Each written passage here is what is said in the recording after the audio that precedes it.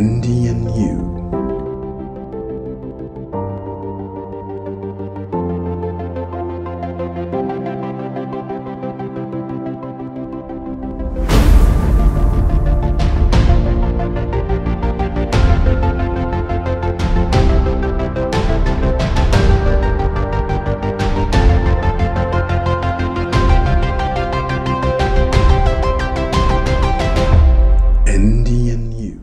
Bonjour à toi et bienvenue sur ma chaîne podcast Andy and You.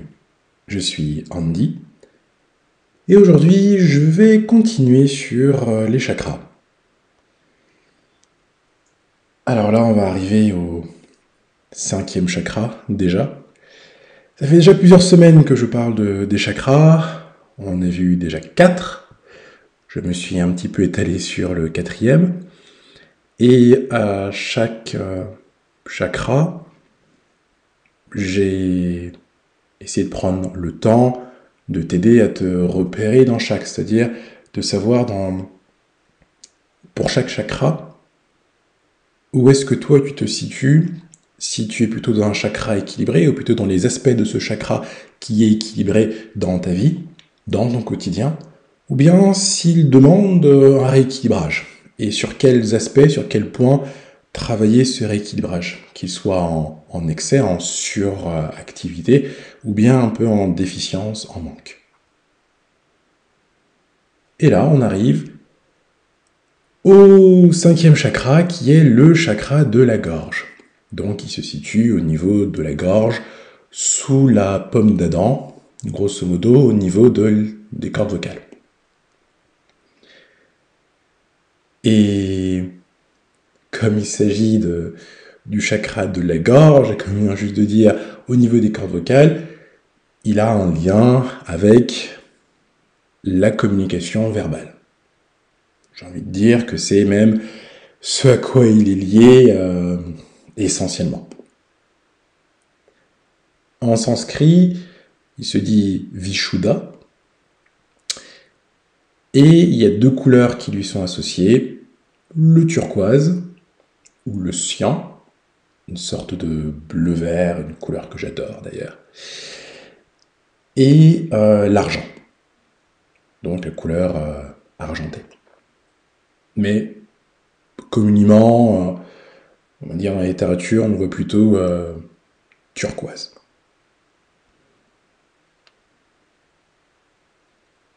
Quand on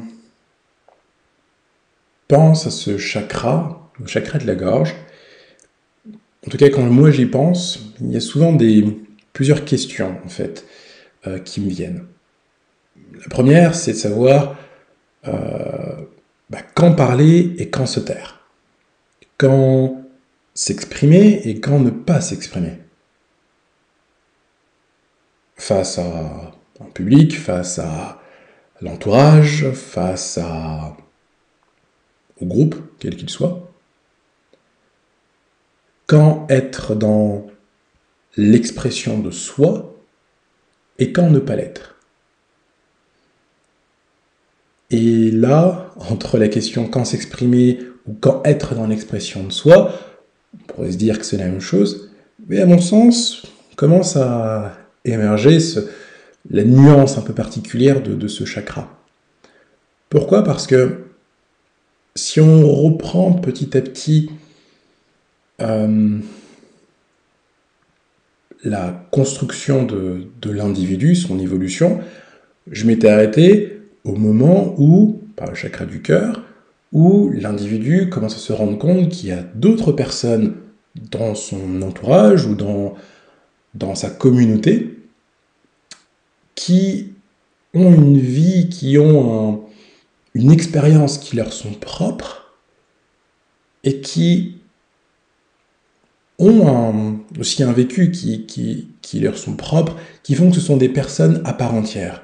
Tout comme cet individu qui se rend compte de ça. Et cet individu qui se rend compte que les autres personnes autour de lui sont des personnes à part entière, avec leur propre vécu, leur propre expérience, qui les ont rendues ce qu'elles sont, pas juste leur ressenti, leurs émotions, pas juste leur manière de se tenir, mais toute la personne est présente grâce cause, à savoir, mais en tout cas par son expérience depuis sa naissance à aujourd'hui. Et donc cette personne a envie d'être avec les autres, a envie d'interagir avec eux. Dans le chakra du cœur, je parlais plus de compassion, de sympathie, d'amitié, de créer des liens, d'être dans l'échange perpétuel, dans le souci de l'autre, envie d'être avec l'autre. Et donc pour pouvoir donner ou servir ce souci de l'autre, cette envie de guider l'autre, cette envie d'être là pour l'autre, cette envie de le comprendre, d'entretenir des relations avec lui, eh bien, il y a ce chakra de la gorge qui est là comme support du ciment de la société, en fait. En gros, de support des liens entre les individus. Et dans toute communauté, qu'elle soit humaine, animale, végétale, eh bien, il y a des échanges qui se font, il y a une langue, un langage, en fait, que la communauté partage. C'est souvent ce langage, en fait, qui est partagé par la communauté, qui fait que la communauté s'identifie à elle-même, parce qu'il y a une culture qui est liée à ce langage, cette langue. Il y a une culture, il y a des traditions. Mais ces traditions ne sont que la manière dont la culture, dont la communauté a réussi à s'organiser. Et cette organisation de la culture se fait par la langue, se fait par les échanges, quels qu'elles soient.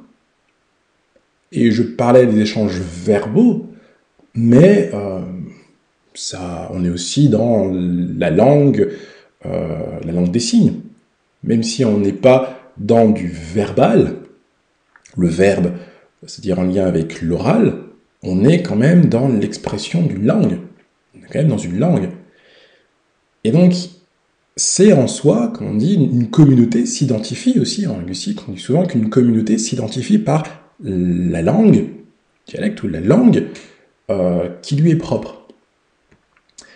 Et donc ce chakra de la gorge représente ça en fait, représente vraiment cette manière d'avoir un support, je parle de ciment parce que ça concrétise, c'est vraiment comme si ça concrétisait, ça condensait les liens des individus, des personnes composant une communauté.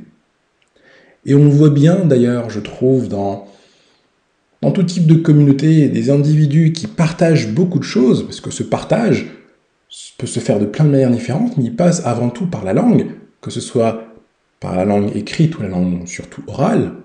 Aujourd'hui, 90% des langues sont des langues orales, c'est-à-dire qu'ils n'ont pas de forme écrite dite standard ou standardisée. Il y a vraiment cette mise en avant du côté relationnel, du plaisir d'être ensemble à travers justement le langage. Et chacun y contribue, chacun l'enrichit, parce qu'il y a la langue de la communauté, mais aussi la langue de chaque individu. Nous parlons tous différemment, et pourtant nous partageons la même langue. Mais ce que nous exprimons avec ce qui appartient à la communauté, avec ce que nous a transmis nos parents, nous en faisons quelque chose qui nous appartient à nous. Ma manière de parler est différente de celle de mes frères et sœurs, par exemple. Et pourtant, nous avons vécu ensemble. Pourquoi ? Parce que nous nous sommes chacune appropriés les mots de notre langue pour en faire quelque chose qui représentait ce que nous sommes. D'ailleurs, une langue, une manière de parler peut évoluer au fil du temps pour dire qu'une langue est quelque chose de vivant. Et d'ailleurs, en linguistique, on dit souvent qu'une langue est vivante. L'écrit ne fait que figer un moment dans l'histoire d'une langue, mais en soi, une langue ne fait qu'évoluer. Elle s'enrichit continuellement. Elle a une vie, elle naît, et puis elle peut mourir aussi. Donc, il y a ce parallèle entre la langue et la vie d'un individu, comme la vie d'une communauté. Et une langue appartient à une communauté, très souvent. Et ce chakra a cette particularité de vraiment représenter à lui tout seul ces échanges, ces liens communautaires, ces liens de partage, cette force de partage par la langue. Et donc, il va se traduire de toute manière différente, on va dire, de n'importe quelle manière, tant qu'il y a une expression linguistique. Voilà. Il y a aussi quelque chose que j'aime beaucoup dans ce chakra, un parallèle entre ce qu'il y a, la réalité qui est en soi, et la réalité qui est à l'extérieur de soi. Je m'explique. Jusque-là, dans les chakras, on était dans l'individu centré un peu sur son corps, ou dans ce qui était à l'intérieur de son corps, où son corps, lui, dans la construction de l'identité par rapport aux autres individus, mais sans une confrontation de réalité, sans se dire « je suis moi, tu es toi, nous sommes nous », etc. Ce côté confrontation ou partage de réalité, on l'a à partir du chakra du cœur, où là on est dans un esprit de communauté, où chacun a sa propre réalité. C'est ce que je veux dire par être une personne à part entière, c'est avoir sa propre vie. Et un individu qui a envie de découvrir justement cette réalité intérieure de chacun, par souci justement de l'autre. Mais dans le chakra de la gorge, ce n'est pas moi qui vais dans la réalité des autres, c'est moi qui partage ma propre réalité, ma propre manière de voir le monde, de comprendre les choses, de ressentir ce que je ressens aux autres. Mais les autres aussi doivent comprendre, doivent saisir ce que j'exprime, sans quoi il n'y a pas d'échange. Donc, il faut forcément que ma manière d'exprimer toute ma réalité, tout ce que je suis, tout ce qui fait que je suis une personne à part entière, il faut que je trouve un système qui est à la fois partagé par moi et par les autres, pour que chacun puisse exprimer sa propre réalité avec des codes, des règles, des manières justement, des méthodes à exprimer tout ça, donc un système, pour le coup linguistique, qui me permettent aussi, moi, de saisir la réalité de l'autre. Et donc, à travers le chakra de la gorge, on est dans une autre dimension. On n'est pas dans une dimension qui est physique, qui touche au corps, on a une dimension qui commence à être celle de l'abstraction, quelque chose d'abstrait. Mais un abstrait qui est tellement ancré en nous, qui fait partie de nous, qui est le langage, qu'on ne se rend pas compte à quel point c'est abstrait. À quel point ça n'a presque pas de renvoi à quelque chose que l'on voit, justement, ici et maintenant.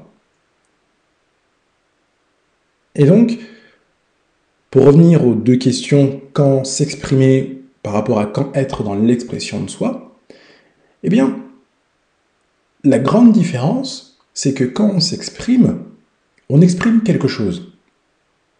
Mais on n'exprime pas forcément sa propre réalité. On peut juste dire quelque chose, faire sortir quelque chose. Que ce soit écrire, parler, tout, voilà. On peut dire des choses sans pour autant que ce soit parler de soi. Alors que lorsqu'on est dans l'expression de soi, on est dans le fait de dire que ce que nous sommes.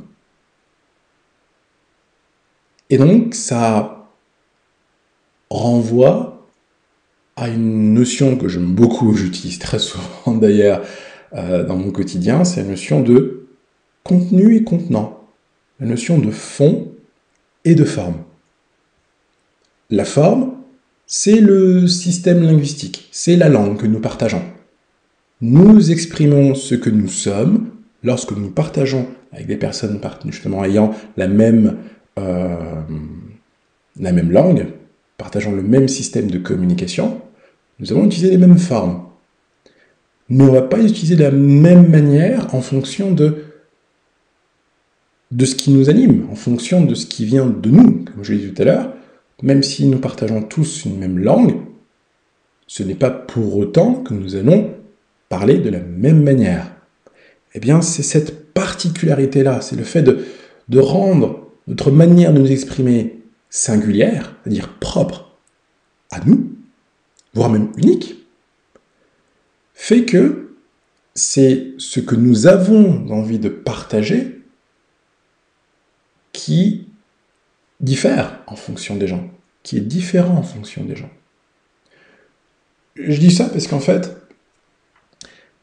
la particularité de ce chakra n'est pas dans le fait d'être bavard ou ne pas être bavard.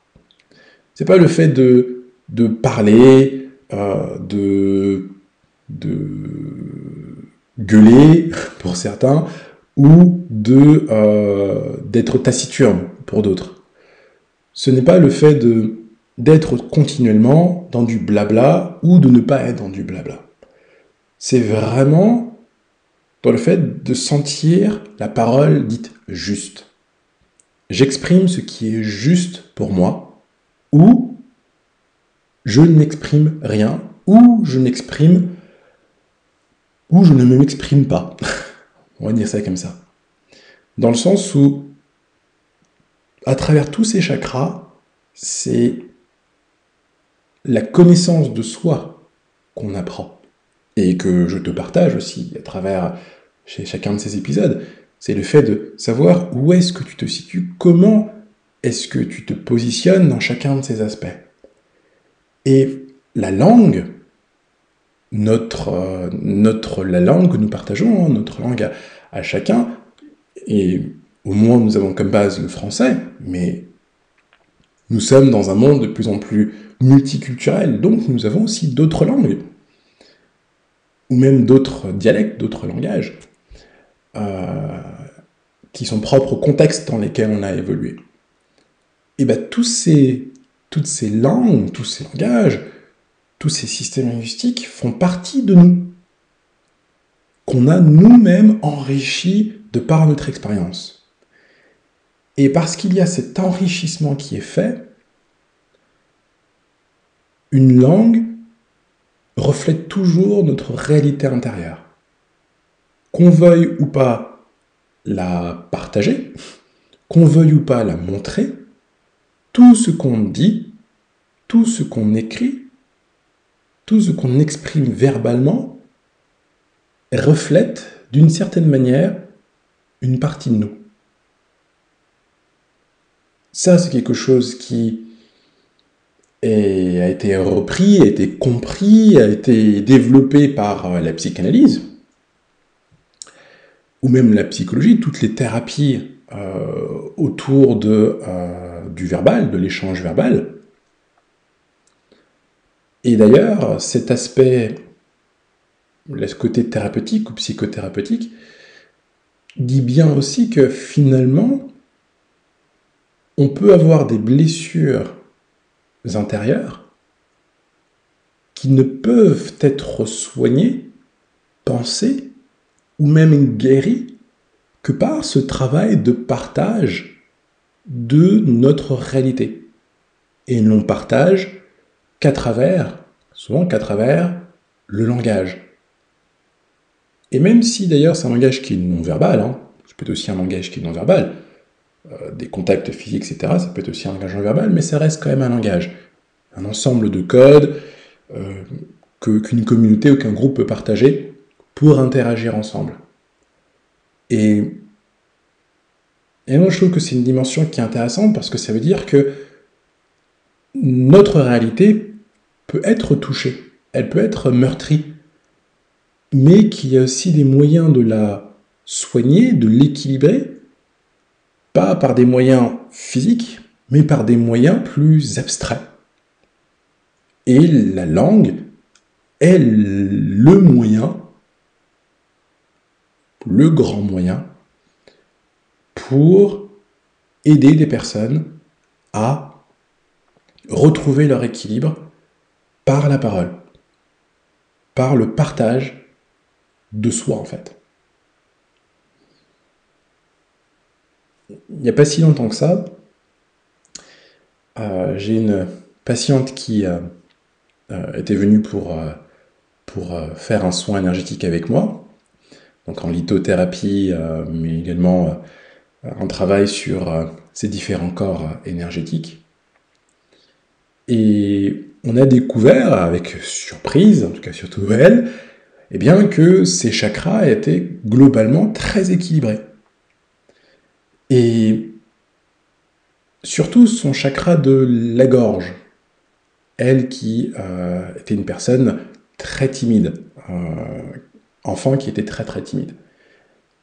Et je lui ai dit, eh bien ça veut dire que elle a fait un travail en profondeur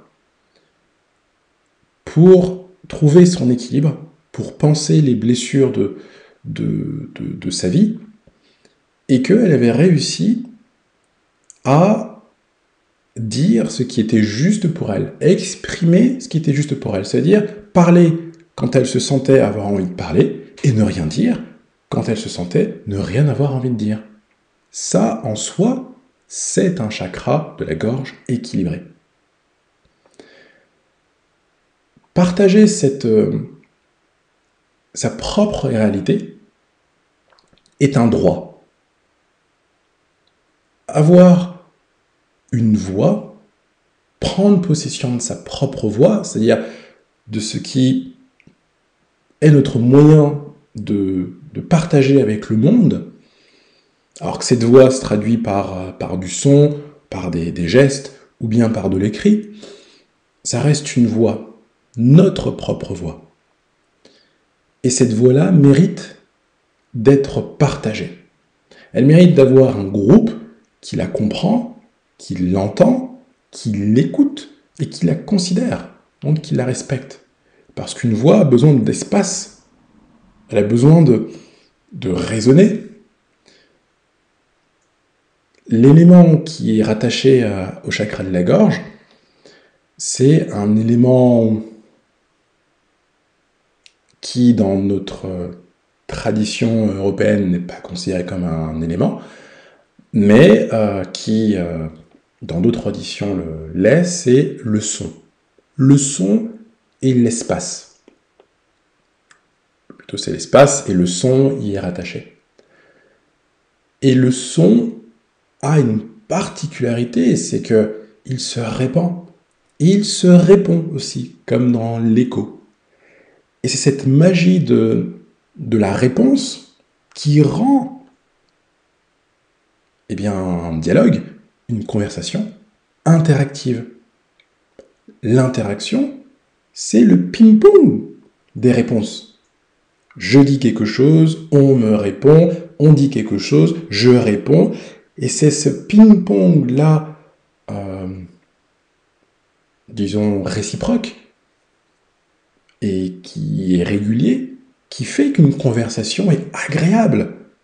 J'ai quelque chose à dire, la personne avec qui je discute a quelque chose à dire, auquel je réponds, et puis inversement, et on se répond l'un l'autre, on se pose des questions, et on apprend à se découvrir, on apprend à exprimer, à comprendre la réalité de l'autre, l'autre comprend aussi notre propre réalité, et c'est ainsi que se construisent des amitiés, ou même des relations sentimentales, en voyant qu'on a des choses en commun. Comment on le découvre? En parlant, en échangeant, en partageant des choses. Et donc, pour ça je parlais de ciment de la communauté, parce que plus on partage, plus on se rend compte qu'on a des choses en commun, et plus on se rend compte, en fait, que nous sommes une communauté, pas juste parce qu'on partage la même langue, mais qu'à travers cette langue, on est capable d'exprimer, nous, notre propre voix, et que notre voix est écoutée, que notre voix a une place aussi dans ce monde. Et c'est quelque chose que je trouve moins magique, merveilleux. C'est comme le chakra du cœur. Ce chakra-là est aussi un chakra qui est très important pour moi parce que il est quand même relativement actif. La preuve, je partage de ma voix dans une chaîne de podcast. Bon, ça paraît évident. Et ce que je trouve intéressant, c'est que je ne me sentais pas prédestiné à être focalisé sur le langage et la langue. Alors c'est vrai, quand j'étais enfant, je faisais des imitations, parce que j'aimais bien imiter d'autres manières de parler. J'aimais justement prendre la voix d'autres personnes. Je trouvais ça très intéressant pour comprendre la manière de faire. Et pourtant, je bégayais. Quand j'étais en primaire, je bégayais énormément. Et ça m'handicapait aussi. Cette manière d'avoir beaucoup de choses à dire, de penser rapidement, mais comme si le débit verbal ne suivait pas, justement, le débit mental, ne suivait pas les idées ou le fil des pensées. Et comme cela m'a beaucoup handicapé, je ne pensais pas un jour pouvoir vraiment dépasser ça. Pas forcément dépasser mon bégaiement, mais dépasser cette peur de ne pas être compris par l'autre, ne pas être en mesure de partager, de faire comprendre ma réalité. Et de faire comprendre, justement, que je voulais faire partie de cette communauté. Mais je m'y sentais exclu, parce que dès lors qu'il fallait que je parle, eh bien, j'avais l'impression d'être bloqué par ma voix, qui ne suivait pas ce que j'avais envie d'exprimer. Je me rappelle d'ailleurs, il y a très très longtemps, à l'époque où on emmenait les enfants à la ludothèque. Alors, je ne sais pas si ça se fait toujours, hein, mais en tout cas, moi, à mon époque, ça s'était fait qu'à ce moment-là, d'ailleurs, quand j'étais en primaire. Oui, je pense que c'était en primaire. Et donc, à la ludothèque, il y avait la télévision canadienne qui était présente. C'était waouh! Alors aujourd'hui, on dirait télévision, incroyable. À l'époque, c'était encore plus incroyable, même si c'était que télévision canadienne. Donc en même temps, le Canada est un grand pays. Et donc, il y avait la télévision canadienne qui était là. Il faisait un reportage sur les classes françaises, et notamment, là, dans une ludothèque, essayer d'échanger, de prendre quelques interviews d'enfants qui présentaient un peu ce qu'ils faisaient en classe. Et donc, on était tous alignés, assis devant ces personnes venues nous interviewer, et ils nous demandent si on connaissait une fable, et si on avait envie de la partager. Et moi, téméraire, je lève la main en disant « Oui, moi !» Très bien. Je me lève, je vais pour, justement, réciter mon poème, et là, je me mets à bégayer. Et en sentant l'inconfort, justement, le côté un peu, l'embarras de ma maîtresse, je vois mes camarades, je vois en même temps la personne qui est en train de m'interviewer qui se demande s'il doit me dire de retourner à ma place et d'aller appeler quelqu'un d'autre. Et en fait, ça m'a bloqué. Et c'était il y a plus de 25 ans, même plus encore. J'ai quel âge ? Plus de 25 ans. Et en fait, j'étais tellement pris dans l'envie de partager de ce que je savais et connaissais que j'avais oublié que je bégayais. Bon, aujourd'hui, j'en ris. Pendant longtemps, ça ne m'a pas fait rire. Mais c'est vraiment quelque chose que j'ai trouvé marquant dans le fait que ce n'était pas moi qui m'avais rappelé le bégaiement et à quel point c'était handicapant. C'était de voir autour de moi le groupe me renvoyer que c'était quelque chose d'handicapant, d'inconfortable, d'embarrassant. Et ça m'a bloqué. Ça m'a rendu encore plus, à ce moment-là en tout cas, plus fermé et moins enclin à partager.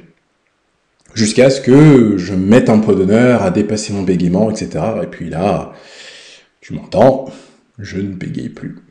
D'ailleurs, je parle beaucoup. Bref, tout ça pour dire que, en tant que ciment social, ciment des relations d'une communauté, la langue, le langage, est quelque chose de très très important. C'est vraiment une autre manière de se sentir à sa place dans le groupe. Et encore une fois, comme je dis, c'est un droit d'avoir cette voix qui ne demande qu'à s'exprimer, à être partagée. Mais c'est à trouver le juste milieu entre partager sa propre réalité et juste parler. Donc ce chakra vraiment touche la communication, les échanges, l'écriture, le discours, verbal, oral, écrit. C'est le chakra de toutes les personnes qui ont envie de promouvoir un message, de partager quelque chose auprès d'une communauté, auprès de son propre groupe, auquel il se sent appartenir. Parce que c'est ça qui est très très important, comme je parlais toujours de ciment, c'est j'appartiens à un groupe, et donc je partage à mon groupe. Et si je n'arrive pas à partager à mon groupe, alors je me sens isolé. Et je réprime ma voix. Je la garde pour moi. Et donc je garde ma propre réalité pour moi. Et c'est là que peuvent intervenir des difficultés d'insertion sociale. C'est souvent par la langue, par le langage en tout cas, qu'on sent des personnes qui peuvent se sentir isolées, mises de côté. C'est l'exemple de beaucoup des camarades que j'ai pu avoir au fil d'années, camarades notamment de classe de formation, où moi j'aime bien aller vers les personnes justement qui se mettent de côté. Et très souvent, je vais vers ces personnes-là, alors j'ai camarades de formation, mais c'est peut-être aussi collègues, je vais vers les personnes qui sont souvent renfermées, et je m'intéresse, parce que j'ai envie de savoir justement quelle est la réalité en fait de cette personne. Et très souvent, dès lors que la personne se rend compte que quelqu'un d'autre du groupe s'intéresse à elle, elle a tendance à continuer à partager et à dire. Et là, ça se déverse, et on parle, et on parle, et on parle, et on parle. Et en fait, c'est simplement le signe que ce n'est pas parce qu'on ne dit rien qu'on n'a rien à dire. Et déceler des signes d'isolement social, pour moi, j'ai mis aussi un point d'honneur à faire ça, dans les groupes auxquels je suis confronté, dans lesquels je me retrouve, parce que justement, c'est important pour moi, justement parce que ma propre voix n'a pas été écoutée, ou je n'arrivais pas à l'exprimer tel que j'avais envie de l'exprimer, ou avait besoin de l'exprimer, eh bien c'est devenu vraiment quelque chose de très très important.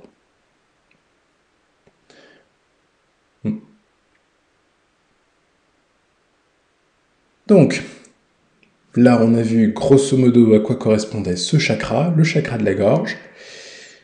On a vu aussi comment il s'inscrivait dans l'évolution et la construction de l'individu. J'ai parlé des deux couleurs auxquelles il est associé, donc le turquoise et le cyan. Alors comme je ne suis pas forcément très bon en couleur, pour moi c'est toujours un bleu.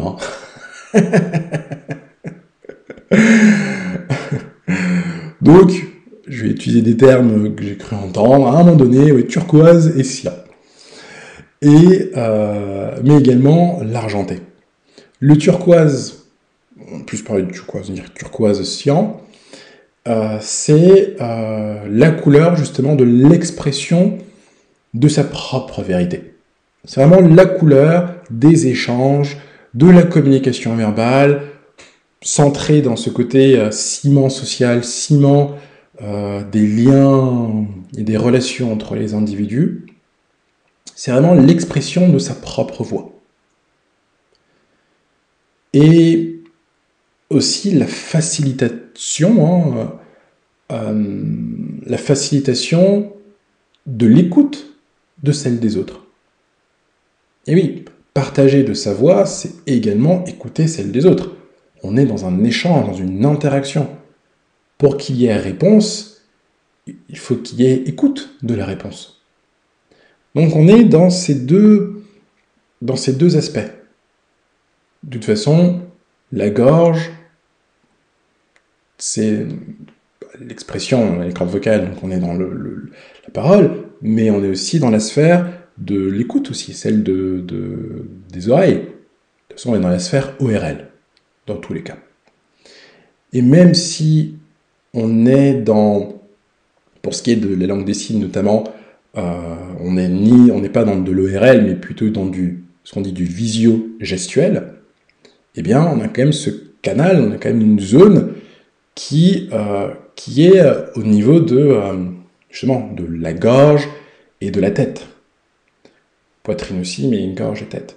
Donc, il y a cette zone-là, qui est quand même centrale, et qui dit que on est dans le partage, au niveau de ce chakra-là, en tout cas, chakra de la gorge, dans un partage qui est interactif, et qui se doit d'être interactif. Donc sa couleur, c'est vraiment le turquoise, en tout cas dans le côté échange et interaction. Pour l'aspect plus d'être d'abord à son écoute, de d'abord écouter sa propre voix, de consolider sa propre vérité, avant de pouvoir partager, donc être certain qu'on est raccord avec soi, qu'on est aligné avec soi, qu'on a conscience de sa propre réalité intérieure avant de vouloir la partager. Et donc pour être plus dans cette écoute de soi avant d'être dans l'interaction avec les autres, on est dans la couleur argentée. L'argent permet comme ça d'être plus sur un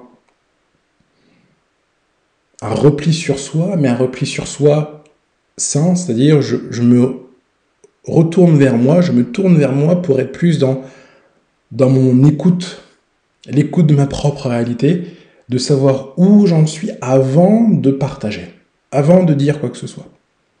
Alors, d'un point de vue extérieur, ça pousse les gens à se taire, à moins parler. Mais c'est surtout que ça les aide à plus consolider le contenu, le fond, en fait, de ce qu'ils disent, pour ne pas être juste dans la parole vide. Parler pour ne rien dire, grosso modo. Et il y a une expression que j'aime beaucoup, qui est la logorée, et qui signifie la diarrhée verbale. Voilà. Et la diarrhée verbale, c'est des personnes qui parlent pour ne rien dire, ils continuent à parler, comme s'il y avait quelque chose qui devait se déverser, à la manière d'une diarrhée, mais on se demande, mais quand est-ce que ça s'arrête? Voilà. Et ça continue. Donc c'est des personnes qui pourraient avoir, justement, un chakra de la gorge qui peut être très, très actif, mais pas suffisamment équilibré. Pourquoi? Parce qu'il n'y a pas de fond, en fait. C'est comme si c'était des paroles, comme je disais, qui étaient vides. Vides de sens, vides de fond. Et donc il faut aller à la pêche pour plonger dans cet univers-là verbal de la personne et pour déceler les éléments qui sont pertinents. Et très souvent, en tout cas, quand j'ai été confronté à ce genre de personnes, il fallait que je voie au-delà de ce qu'elle me disait. Et de voir justement ce qu'elle ne disait pas. Et ce que je trouve d'ailleurs intéressant, c'est ça. Quand les personnes peuvent souffrir de logorée, c'est-à-dire de parler sans rien dire, c'est de se dire, mais qu'est-ce qui n'est pas dit dans tout ça? Et c'est dès lors qu'on met le doigt sur ce qui n'est pas dit, et qu'on l'exprime, que là, il y a un rééquilibrage qui se fait. Enfin, c'est d'expérience. Donc, cyan turquoise pour être dans l'interaction, et l'argenté pour être plus tourner vers soi, se ressourcer à ce niveau-là, dans cette zone-là, pour être plus à l'écoute de soi avant d'être dans l'interaction avec les autres. Et au niveau des pierres, eh bien, il y a une pierre qui est top pour travailler l'aspect interactif, interaction, et fluidité aussi. Fluidité dans les échanges avec le groupe, hein, quel qu'il soit. C'est la turquoise.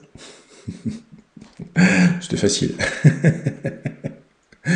Et donc la turquoise a cette capacité à pouvoir maintenir, entretenir la fluidité des échanges. Permettre de simplifier les choses, de circuler. Oubliez, on est quand même dans une couleur qui renvoie à l'eau, mine de rien. Donc, ça ramène une certaine fluidité. Il faut que les échanges soient fluides. Des échanges qui sont dits compliqués, c'est-à-dire conflictuels, sont souvent des échanges où il n'y a pas d'écoute, où il n'y a pas d'interaction. On n'est que dans la confrontation, dans l'exposition de ses points de vue. Et dans ces cas-là, eh bien, c'est qu'il y a une couleur jaune, celui du plexus solaire, qui est mise en avant. Affirmation de soi, défense de ses principes, de ses valeurs, de ses convictions, et opposition à quelque chose d'autre. Voilà. Par contre, dans un aspect plus d'échange fluide, pour être dans la compréhension de l'autre, dans le partage, on s'appuie sur ce bleu turquoise, et donc la pierre turquoise, la turquoise, oui, la turquoise, est une pierre qui permet justement d'être là-dedans. Et j'aime bien aussi cette pierre parce que lorsqu'on fait de la rétention d'eau, c'est-à-dire qu'il y a des zones du corps qui se retrouvent gonflées, non pas par de la graisse, mais vraiment par de l'eau qui ne circule pas, parce qu'il y a une mauvaise circulation des fluides dans le corps, eh bien cette pierre permet justement de mieux éliminer, de mieux faire circuler. Mais dans ce cas-là, il faut la placer au niveau du chakra qui correspond à l'eau, le chakra du sexe, donc sous le nombril, entre le pubis et le nombril. Il faudrait poser le turquoise ou la turquoise à cet endroit-là. Et comme ça permet d'être dans l'élimination de cette eau qui engorge, qui donne l'impression d'être lourd, d'être pesant, de sentir vraiment avoir ce poids-là qui nous entrave, et de pouvoir vraiment éliminer. Et donc ça élimine comment ? Eh bien, en urinant.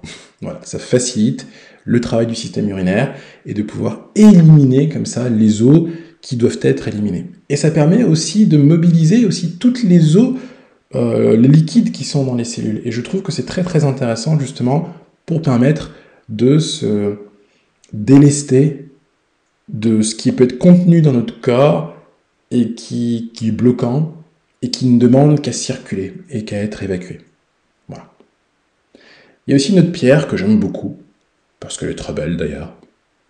Elle n'est pas turquoise, mais c'est aussi une pierre très intéressante du chakra de la gorge, qui est le lapis lazuli, qui est d'un bleu indigo, je crois. Bon, je veux dire bleu lapis lazuli, hein. Tant pis. Et le lapis lazuli, pareil, est une pierre, justement pour ce chakra-là, donc pierre de l'interaction, des échanges. Mais ce que je trouve très intéressant aussi avec cette pierre, c'est que, posée au niveau de la gorge, elle facilite les transitions. Lorsqu'on vit une situation de transition entre quelque chose qui a été par rapport à quelque chose qui est en train de devenir, eh bien cette pierre permet de faciliter ça. On est encore dans le côté fluidité dans le changement qu'on est en train de vivre, mais aussi dans ce côté ouverture à ce qui est en train d'être, et le fait de se délester de quelque chose qui n'est plus. Et bien cette pierre-là, vraiment, est une pierre qui est top pour toutes les transitions, les grandes transitions aussi, notamment, reconversion professionnelle, changement de lieu de vie, changement sentimentale aussi, hein. Toute transition peut être facilitée grâce à cette pierre. Et une troisième pierre, toujours dans cet aspect bleu, c'est que j'aime beaucoup, c'est la cyanite. Donc dans cyanite, il y a cyan, C-Y-A-N, cyanite ou distène. Et alors, il y a des pierres qui nous appellent, hein, c'est comme ça. Et ben moi, cette pierre-là, quand je la vois, je la trouve juste merveilleuse. Je l'utilise d'ailleurs quasiment jamais, mais voilà, c'est une pierre qui m'appelle. Et c'est une pierre que j'aime beaucoup parce que elle renvoie à la connaissance de soi. Elle invite à la connaissance de soi. Et ce qui est marrant, c'est que cette pierre, c'est qu'elle a des reflets un peu argentés. Donc elle est bleue, il y a du bleu, et on aurait dit qu'il y a une couche d'argent qui parsème justement ce bleu. Comme si ça disait, attention, avant de t'exprimer, il faut que tu sois à l'écoute de toi. Et donc cette pierre, elle représente justement ça. Ça aide justement à mieux se comprendre, à mieux se connaître, à un peu plus être en accord avec sa réalité, hein, sa réalité intérieure, de constituer sa voix qui après sera exprimée.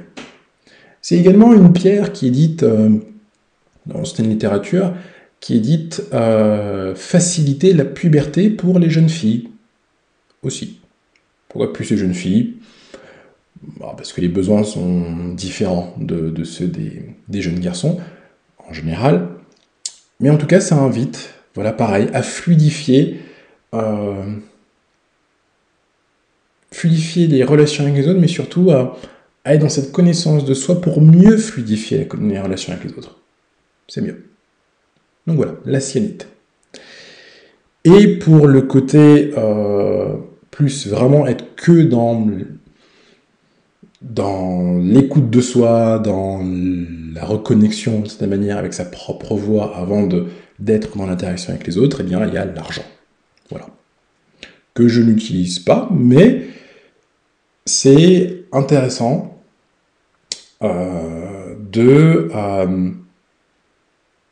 d'emporter si on veut être d'abord dans une forme d'introversion, c'est-à-dire tourner vers soi, comprendre soi, être avec soi avant d'être avec les autres. Donc c'est trouver comme ça ce juste équilibre.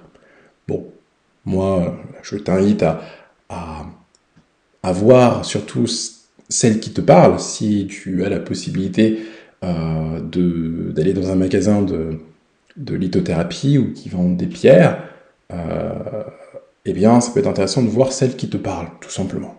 Moi, c'est ce que je me dis. À chaque fois que j'ai voulu, j'avais déjà sélectionné les pierres que je voulais, et donc à chaque fois que j'allais dans un magasin en me disant « je veux cette pierre », je repartais jamais avec cette pierre, je partais toujours avec d'autres pierres. D'ailleurs, je me faisais souvent disputer par mon mari, puisque je m'en sortais avec souvent 100, 200 euros de pierres. Alors j'étais parti au départ pour en acheter une qui devait coûter 5 à 10 euros. Bon, bref. Mais oui, c'est que il faut se laisser porter par celle qui nous parle. Voilà. Si elle nous parle, c'est qu'elle résonne avec nous ici et maintenant. Et donc, c'est qu'elles répondent, ou elles peuvent répondre à un besoin qu'on a ici et maintenant. Et donc, on n'est pas dans plus tard, on n'est pas dans hier, on est dans ici et maintenant. Et donc, si elle nous parle, autant, justement, communiquer avec elle à travers ce chakra de la gorge. Eh bien, c'est terminé pour le chakra de la gorge. De toute façon, des moments où je reviendrai quand même dessus en faisant le parallèle avec les autres chakras, et notamment avec le 6e chakra, dont je parlerai la semaine prochaine, et qui est le chakra du 3e œil. Un chakra dont on a tous déjà entendu parler, 3e œil, eh bien, on va l'explorer. Je verrai si je ferai plusieurs sessions de ce chakra, parce que il a quand même 3 grosses couleurs qui sont liées à lui. C'est pas des moindres, en tout cas. Donc voilà, je verrai. Mais en tout cas, j'ai hâte de pouvoir t'en parler et j'espère que toute la série sur les chakras, et notamment celle d'aujourd'hui sur le chakra de la gorge, t'a été utile et t'aide surtout dans ton quotidien à pouvoir te sentir mieux avec toi-même, dans ton corps, dans ta tête et dans tes énergies. Bon, en tout cas, merci pour ton écoute et à la semaine prochaine pour le prochain épisode d'Andy and You.